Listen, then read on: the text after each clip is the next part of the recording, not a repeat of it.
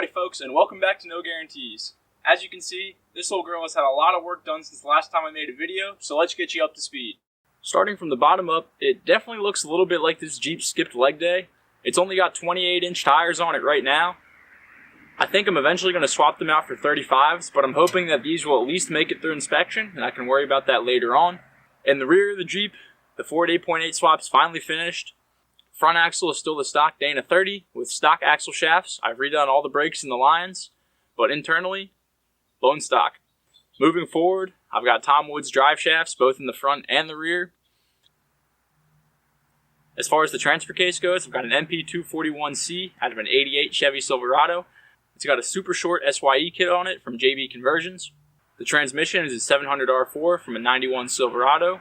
It is a reman unit, and it's got to have some pretty low miles on it because when I put it in neutral with the tires in the air, it does spin them a little bit. So I believe that means that the clutch discs in it aren't very worn, which is a good thing. The fluid in it did not look bad when I cleaned it all out, so hopefully it's a pretty low mileage unit. And in front of that, I've got the star of the show, which is the 355 small block Chevy out of a 1980 Corvette that somebody put some good money into and put some good parts on. I put an Edelbrock intake on top of it with an adapter to bolt it up to the quadrajet that came with the engine. Eventually, I'll probably get a new carburetor to put on it, something that gives it a little bit more performance, but for now, I knew that carburetor was going to work with the engine, so I left it alone. Feeding the engine, I've got a Holly Blue fuel pump and the regulator that it came with. Moving to the interior, I got a B&M Unimatic to shift the transfer case. It was the cheapest one I could find. I don't like that it kind of looks like a manual transmission and doesn't have any indicator for what gear you're in, but I think I'm going to be able to figure something out to at least identify what gear it's sitting in. And the transfer case shifter is from JB Customs, not to be confused with JB Conversions. It was the only one I could find for a custom application like this, and supposedly the highest quality that you can find, and it looks pretty dang good to me. It's got a booster and master out of a 95 YJ. It utilizes the stock power steering lines. They bolt right up to the GM pump. All I had to do was lengthen the return side by about a foot. It's got a 4-inch rough country lift under it, as well as a 1.25-inch body lift, if I remember correctly. And it's got the cheapest eBay radiator / transcooler with an electric fan that I could find. Having it idle in the garage for however long I wanted, it seemed to keep everything cool, right around 210. So without further ado, I think it's finally time that we take this thing for its first drive.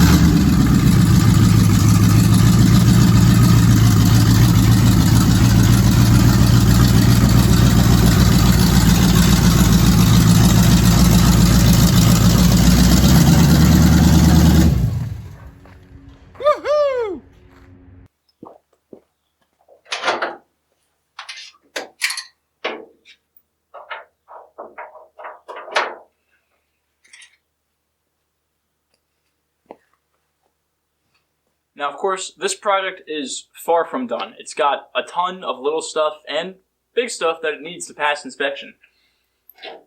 I need some blinker housings. I have no hood latches. It has no exhaust on it, which is the reason I was wearing some headphones when I was driving it around. It still doesn't have a windshield, or windshield wipers for that matter. It's got some rust by the tailgate and a hole over here on the driver's side fender. There's still plenty of work that needs to be done, but it finally runs and drives after almost 7 years of working on this thing and trying to get it to the point where it is now. I'm hoping that in a week or two, this thing can finally roll through inspection, pass, and I can drive this thing, I can get rid of the other Jeep, which you guys haven't even seen yet, and finally get this thing back on the road. Thank you all so much for watching, and I'll see you next time on No Guarantees.